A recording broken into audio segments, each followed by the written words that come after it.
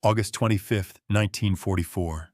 Northern France, diesel thrum and tire hiss. Dust coils above the hedgerows clinging to uniforms, choking the men who drive through it. Convoys of olive-drab trucks roll in endless rhythm, one engine overlapping the next, a mechanical heartbeat echoing across the low fields. Each truck carries 3 tons of gasoline ammunition, or rations, but more than that, they carry the pulse of an advancing army that cannot afford to slow. The Red Ball Express is barely a week old, and already it runs like a fever through France.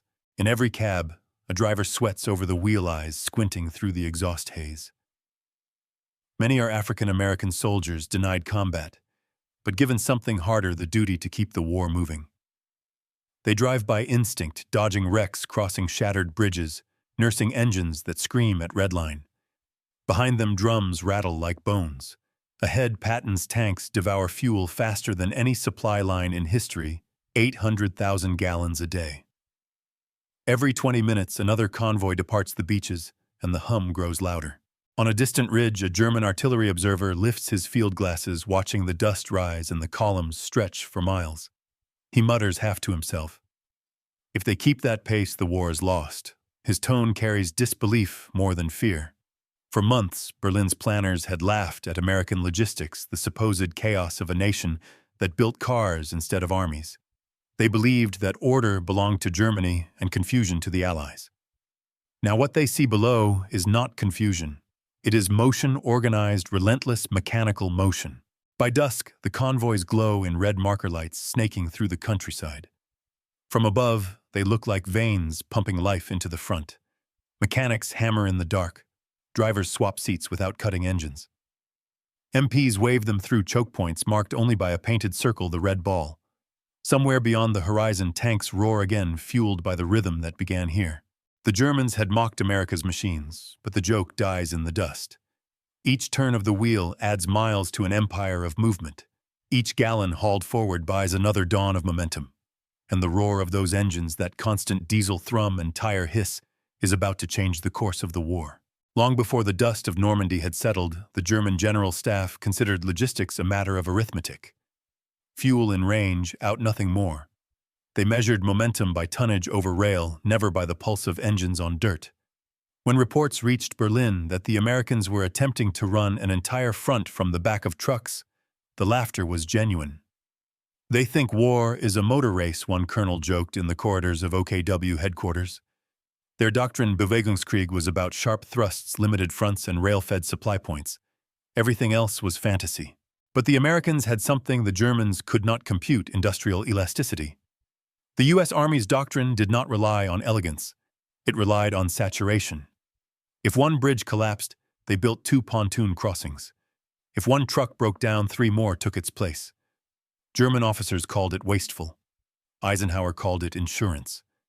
And in August 1944, as the Allies broke through at Avranches and surged into open country, that waste became the most valuable currency in Europe. Every division that advanced deeper into France stretched its umbilical cord of supply thinner. Fuel depots were hundreds of miles behind. Rail lines had been bombed by both sides. At Patton's command post, maps were covered with red grease pencil marks, fuel lines running dry, units immobilized. His tanks burned a gallon per mile.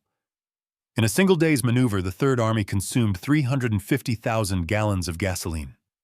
The armored spearheads could not pause yet. The depots at Cherbourg could deliver only a fraction of that through existing routes. Patton's advance, the fastest in U.S. Army history, was about to choke itself to death on success. Then came the gamble. Major General John C.H. Lee, commander of the Communications Zone, proposed a radical idea: dedicate an entire network of roads to supply only one direction, out one back. No mixed traffic, no bureaucracy, just motion. It sounded reckless. The planners at SHAEF worried about discipline collisions and fuel waste. But there was no alternative. They named it after the railroads that once carried express freight, the Red Ball. 2 red circles painted on white signs marked the arteries from Normandy to Chartres and beyond. In less than 36 hours, the first convoy rolled out 132 trucks loaded with ammunition, rations, and high-octane fuel. To the Germans, this looked like chaos. They watched from hilltops and reconnaissance planes, seeing hundreds of vehicles weaving along narrow farm roads. They mistook improvisation for disarray. They lacked doctrine, one logistics officer wrote in a captured memo. Yet within a week, that supposed disorder delivered more tonnage than the entire Reichsbahn could move to the front. Each convoy followed strict intervals, 5-minute spacing, maximum 35 mph or no overtaking. Drivers worked in 12-hour shifts, sleeping in cabs, eating cold rations between gears. Military police guarded intersections to keep the roads clear. The Germans, bound to their crippled rail system, couldn't imagine such mobility. By early September, the Red Ball Express stretched across 400 miles. Nearly 6,000 trucks thundered eastward daily. Each day delivered an average of 12,000 tons, the weight of an entire armored corps in supplies. The Luftwaffe tried to bomb the routes, but could barely find them under camouflage nets and hedgerows. German supply columns, meanwhile, lay paralyzed by Allied air interdiction. It was a reversal of everything the Wehrmacht believed about mobility. "They move faster than we can think," wrote one stunned officer near Reims. "It is madness, and it works." Inside the U.S. chain of command, not everyone was convinced. British observers criticized the inefficiency, too many trucks, too much maintenance, too few depots.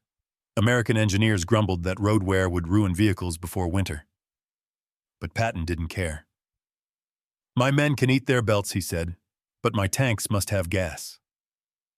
The Red Ball Express was the only artery keeping his offensive alive.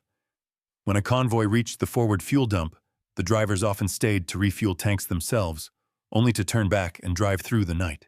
For the men inside those trucks, the war became measured not in battles, but in miles and gallons. They called themselves the chain gang because the whole army was chained to them. 90% of them were black soldiers serving in segregated units, but carrying the weight of the front. They faced not just exhaustion, but prejudice, yet their performance shattered every expectation. No Red Ball, no victory, Eisenhower would later admit. By mid-September, the laughter in Berlin had faded into disbelief.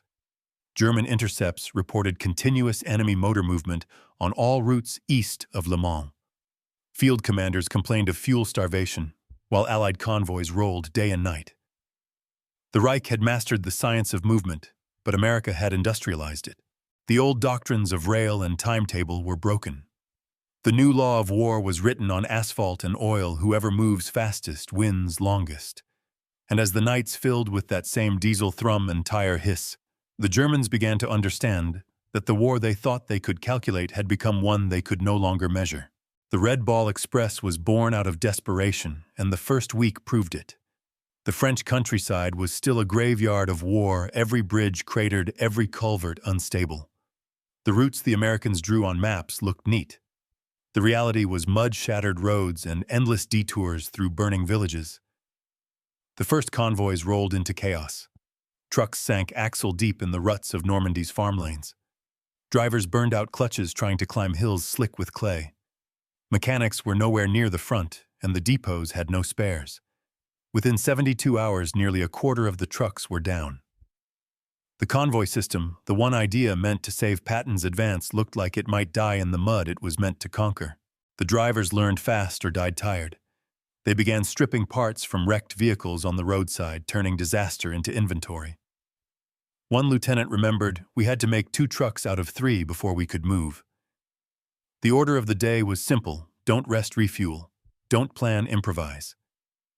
By the 5th day, soldiers were welding by lantern light, patching fuel tanks with cut tin, hammering radiators straight with rifle butts.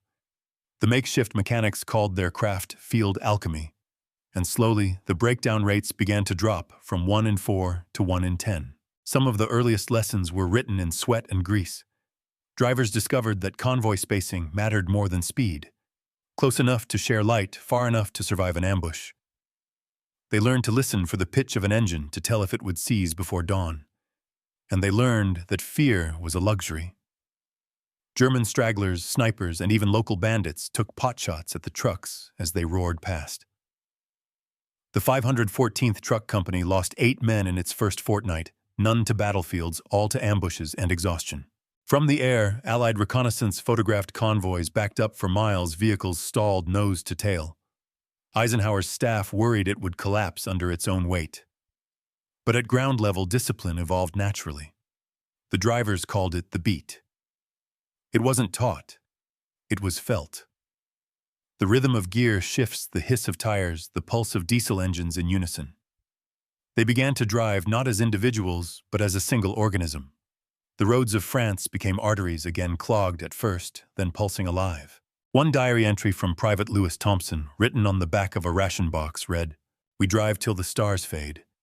When the light hits the drums, it's like the trucks breathe. We can't stop, they say, Patton's waiting for our gas." Each night, the same cycle repeated, load, roll, brake, fix, roll again. The men had no proper maps, only signs with red circles guiding them east. "Follow the ball," they said, "and you'll live." They joked that they were the ghosts of the highway unseen by history, but everywhere the war went, mistakes came with a cost. Early convoys overloaded their trucks, doubling cargo to meet quotas. Axles snapped, transmissions blew, and the smell of burnt rubber followed them like a shadow. The lesson came quick, and brutal speed without control kills. Officers began enforcing load limits and mandatory rest stops 20 minutes every 4 hours. It wasn't mercy. It was math. Fatigue caused more losses than enemy fire. By the end of August, average turnaround time had dropped from 72 hours to 48. Efficiency had replaced bravado. The Germans watched in disbelief. Captured interrogations later revealed their astonishment.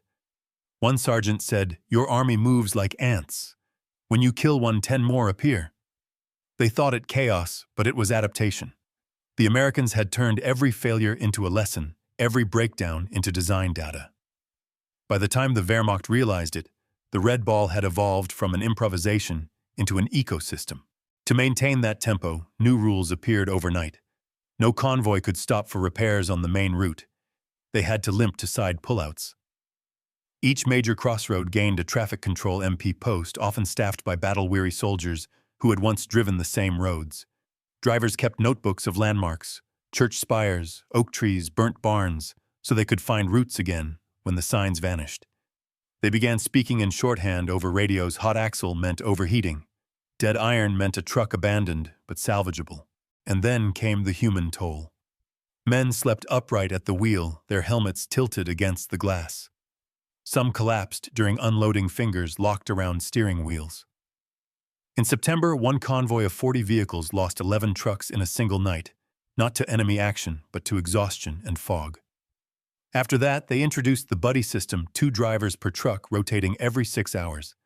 Productivity jumped by nearly 20% overnight. It was the first organized rest cycle in continuous convoy history. When asked what kept them going, one driver from the 320th Truck Company said, "We didn't drive for medals. We drove because if we stopped, everything stopped." His words echoed what every soldier felt, but never said they were the spine of the war. By mid-September, the Red Ball Express had already paid its tuition in full. What began as chaos had refined itself into rhythm. What looked like failure had become function. The soldiers had learned that logistics wasn't about perfection, it was about persistence. The Germans fought with tanks and tactics. The Americans fought with torque and time. And as the engines hummed through another blacked-out night, the hiss of tires on wet roads carried a new confidence. They had survived the breaking point. The next phase wouldn't just sustain the front, it would redefine how modern wars were fought. By the first week of September 1944, the laughter in Berlin had gone silent. The Red Ball Express, once dismissed as a reckless improvisation, had become a roaring, unstoppable artery of motion. Nearly 6,000 trucks thundered eastward every day, pushing 12,000 tons of cargo through France's wrecked veins. From the sky, the Luftwaffe's reconnaissance cameras captured something no one in the Reich's logistics office could comprehend: a river of movement, unbroken and alive. "They have turned the roads into factories," a German staff memo read. The images looked like conveyor belts made of steel, every truck a piston in a machine that would not rest. To the men driving those convoys, it was less machine than fever dream. There was no night or day, only miles and the endless hum of engines. The blacked-out trucks moved in serpent lines across the countryside, red taillights glowing faintly through fog and dust. Drivers learned to read those lights like lifelines. If one disappeared, it meant a breakdown or worse. Keep the red glow ahead, their officers told them. Lose it, and you're lost. They did not stop. Even to relieve themselves, men stepped onto the running board, leaned out, and kept the wheel steady with one hand. They had become, as one captain wrote, creatures of motion. The Germans had no answer. Fuel was their lifeblood too, but their arteries were cut. Allied bombers had shattered bridges and rail yards. German convoys moved by night, crawling through backroads, with half-empty drums, their tanks dry before reaching the line. In contrast, the Americans sent gasoline forward in rivers hundreds of thousands of gallons per day. When the first Sherman tanks rolled into Reims, still roaring at full throttle, after 100 miles of advance, it was the red ball that had made it possible. Major General John C. H. Lee called it industrial warfare in motion. He wasn't wrong. Mechanics at relay depots worked like surgeons under tarps, swapping axles in 40 minutes, refilling radiators with captured German coolant. Spare parts moved forward in smaller trucks that shadowed the convoys, leapfrogging ahead to fix breakdowns before they stopped traffic. At night, MPs with phosphorescent armbands guided the lines through intersections, their gestures like conductors leading an orchestra. And still the motif never stopped, the low diesel thrum and tire hiss that had become the heartbeat of liberation. The system was imperfect, brutal, and beautiful. Drivers averaged 3 hours of sleep, their uniforms soaked with oil and rain. But efficiency was climbing set. Where one convoy once took 3 days to cycle, it now returned in 48 hours. Each truck ran 22 of every 24 hours. Maintenance crews found ways to double-load trailers without snapping axles, raising throughput to 350 tons per hour across the network. The rhythm became doctrine before anyone wrote it down. The Germans watched, stunned, as a new kind of warfare took shape, not the sharp linear thrust of blitzkrieg, but the continuous pulsing advance of industrial mobility. From a captured German prisoner near Falaise came one of the most telling remarks of the campaign: "You Americans drown us in motion." His words, scribbled in a translator's notebook, circulated through Eisenhower's staff as both praise and prophecy. The U.S. Army had weaponized logistics. Its supply line was not merely supporting the battle, it was the battle. Every truck that reached Patton's front extended his reach another mile. Every hour the red ball ran was an hour the enemy could not recover. Inside one of those trucks sat Private Henry Porter of the 555th Truck Company. His logbook from September 10th reads like poetry written in Greece. No lights, no stars. Rain thick as smoke. Heard firing near Argenton, kept going. Saw tracer rounds ahead. Thought it was lightning. Didn't slow down. By dawn, his convoy had delivered 90,000 gallons of gasoline to an armored column that would later seize Nancy. He'd driven 18 hours without rest. The fuel he hauled that night kept 1,000 tanks alive through morning. Everywhere, the same miracle repeated itself. At temporary depots along the Seine, cranes lifted fuel drums like ammunition shells, loading them onto flatbeds bound for the front.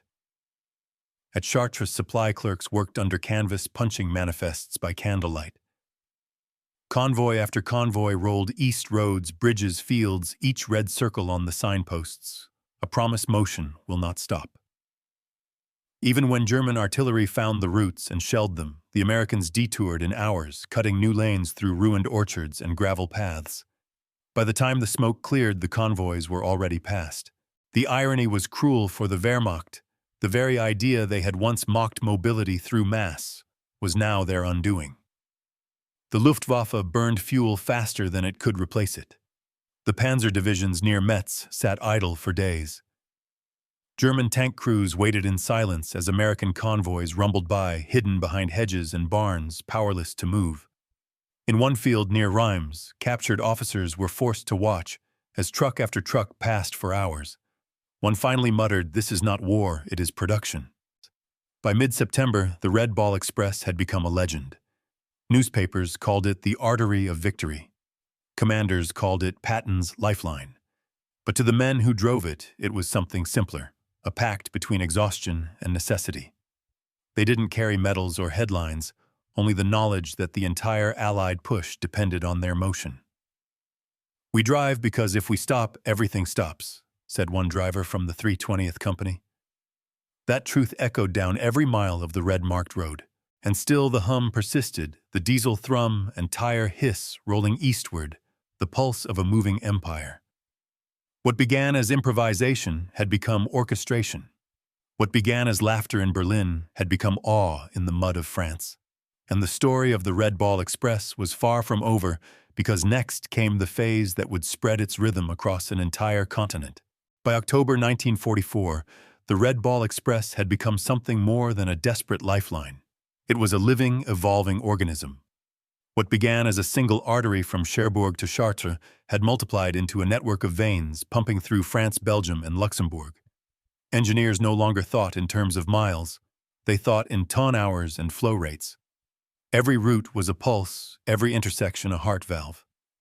The convoy system had matured into a full-scale transport empire, a war within the war. The upgrades came fast, improvised, and relentless. Mechanics developed new quick-swap axles, allowing a broken truck to rejoin the road within an hour. Motor pools cannibalized damaged vehicles, creating what soldiers called Franken trucks, patched together from 3 or 4 wrecks, but still running strong. Each repair shed became a microfactory. When spare parts ran out, they melted down German scrap welding, American bolts to Wehrmacht steel. "Don't wait for perfection," one lieutenant said. "Build it ugly, build it now." Within 2 weeks, operational readiness climbed from 60% to 85%. Fuel distribution was reinvented overnight. Instead of loading 55-gallon drums, one by one engineers developed rolling refuelers, tank trailers, that pumped gasoline directly into armored columns on the move. Convoys now carried both cargo and lifeblood blending combat support with industrial rhythm. A driver could leave Normandy at dusk, reach the Meuse by dawn, and still have time to turn around before the sun set again. They called this tempo the 24-hour war. Meanwhile, radio coordination turned chaos into choreography. Signal Corps operators manned relay posts every 50 miles, transmitting coded updates: road clear, ambush ahead, bridge intact. A crash on one route triggered instant diversion orders to another. The time saved per detour, 12 to 15 minutes on average, translated to an additional 1,000 tons per day delivered to the front. The Red Ball's backbone was no longer just manpower. It was data timing and instinct. To the Germans, it looked like sorcery. The Luftwaffe still searched the skies for an army that now lived on the ground. Recon flights over the Ardennes reported convoys appearing and vanishing like ghosts. In an intercepted radio message, a German logistics officer lamented, "They move faster than we can retreat." The mockery that had once filled German briefings was replaced by dread. They understood too late that America's strength was not individual trucks, it was synchronization. The human factor remained the same: grit and repetition. Most of the drivers were still African American, working 12 to 16-hour shifts under constant fatigue. Many had no headlights, only convoy lights glowing red in the rain. Some named their trucks like companions: Iron Bell, Georgia Wind, Midnight, Moses. A few painted slogans across hoods in chalk: no gas, no glory. Each phrase was a protest and a prayer. They were soldiers of movement, half forgotten, even as the war depended on them. October's rains came, and with them the mud. The roads through Lorraine dissolved into rivers of clay. Engines clogged with grit tires spun endlessly, and trucks sank to their axles. Still they moved. Engineers spread crushed rock by hand, sometimes under fire. When bridges collapsed, carpenters rebuilt them in hours, not days. Supply captains called these crews the bridge ghosts. Nothing could stop the line. As autumn deepened, the convoy's reach widened beyond Patton. Red Ball pattern routes now fed the British Second Army and the Ninth Army. "Follow the Red" became a slogan across Allied lines. New offshoots sprouted: the White Ball, the Green Diamond, mirror systems for different sectors. But the Red Ball remained the original, the legend. At its peak, it ran 23 convoys a day, totaling almost 700 miles of one-way highways. Inside those convoys, a new rhythm formed. A driver could predict his arrival, not by maps, but by smell: diesel fumes, thick as fog, near Reims pine, scent of the Ardennes, smoke from bombed towns on the horizon. There were no clocks that mattered anymore. Only the cycle load drive, deliver, return. Soldiers joked that if you cut a Red Ball driver open, he'd bleed motor oil. And maybe they weren't wrong. The Germans felt the weight of that motion in every engagement. During the Battle of Metz, they expected the Americans to stall after 2 weeks. Instead, supplies surged, artillery fire intensified, and the line never slowed. They feed their war like a furnace, one captured officer said bitterly. We fight, and they manufacture. Even the top brass began to take notice. Eisenhower praised the Red Ball in dispatches. Patton, rarely generous with words, told his staff, "My tanks move because they move." But among the drivers, the recognition meant little. They still slept in cabs, still fought exhaustion, still faced racism from units they sustained. Their names rarely appeared in the papers, but their fingerprints covered the war. By November, the scale was staggering. Over 400,000 tons had been delivered: fuel, ammunition, food, even medical supplies.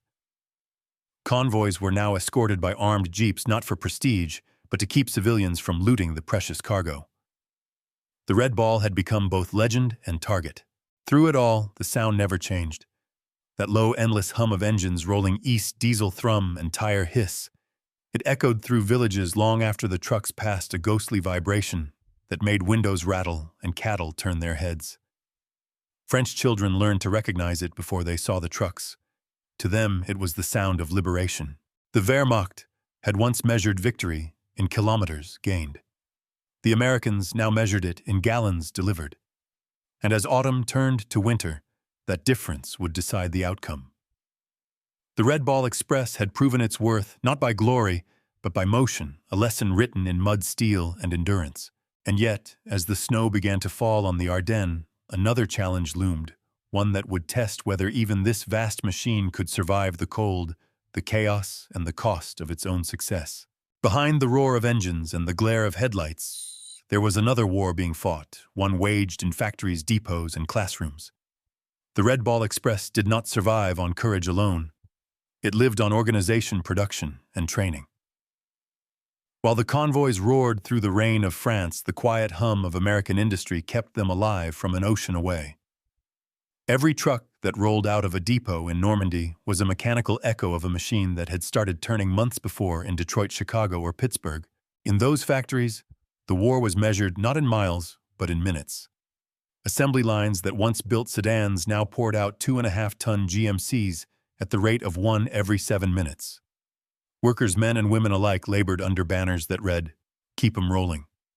On the floor of Ford's Rouge plant, engineers redesigned parts for faster swaps, modular brake systems, interchangeable transmissions, simplified filters. The idea was clear: make every truck field repairable by its own driver.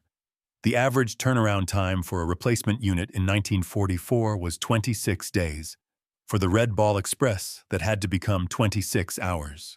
Thousands of miles away in England, the U.S. Army's Transportation Corps established what they called the Machine School. Here, recruits trained to do everything from convoy driving in blackout conditions to clutch replacement in mud.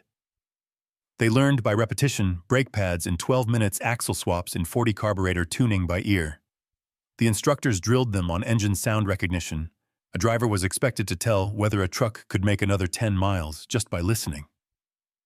"Don't read the gauges," one sergeant barked, "read the rhythm." Within a month, this training turned rookies into road engineers. When replacements arrived at Cherbourg or Le Havre, they joined the Red Ball convoys seamlessly. Each man knew his part like a piston joining a running engine. The efficiency was staggering: 500 new drivers processed per week, 20,000 vehicles serviced every month. The system became self-sustaining. For every truck that broke down, another was already loaded and ready to roll. If the convoy was the body, then this industrial training network was the bloodstream that regenerated it endlessly. But the most remarkable evolution happened in Europe itself. The communications zone Kiamz had turned into an industrial complex spanning half of France. Warehouses the size of aircraft hangars stored tires, spark plugs, and axles in mountains of metal. Mobile repair units traveled with the convoys, carrying portable forges and welders. A broken radiator didn't mean downtime. It meant a 5-minute roadside surgery. The soldiers joked that their garages had no walls, only rain. The supply rhythm reached its own strange perfection. Trains and ships delivered parts to Normandy. From there, specialized feeder convoys carried them to forward depots every 48 hours. Everything was labeled, barcoded in its time: gas, grease, bolts, bearings. The logistics officers began to speak of throughput, not supply. Their world was not about moving objects, but maintaining flow. "We're not shipping," said Colonel Lauren Ayres, "we're circulating." Fuel distribution, once chaotic, became mathematical precision. The pipeline to victory, an underground network known as Operation Pluto Pipeline under the ocean, fed oil directly from England to France, cutting unloading times by 80%. From there, flexible hoses and pumps connected directly to Red Ball depots. Gasoline once took weeks to cross the channel. Now it moved in hours, and still the convoys multiplied. The same ingenuity reached the battlefield. Red Ball engineers designed collapsible bridges to handle 10-ton loads, folding them up for the next crossing. Maintenance crews carried mobile cranes that could lift a truck from a ditch and drop it back on the road within minutes. Field carpenters reinforced roads with timber mats to handle the endless weight. "Lose 10, return 20" became their quiet motto. For every truck destroyed, 2 replacements would take its place. As the system refined itself, its scale became unimaginable. Between September and November 1944, nearly 500,000 tons of material flowed through the Red Ball Express. Every bullet fired, every ration eaten, every tank that roared across the Moselle had its origin in a warehouse far from the sound of guns. In the war rooms of the Wehrmacht, intelligence officers began to panic. "They are outproducing geography," one analyst wrote. "Even the rivers cannot slow them."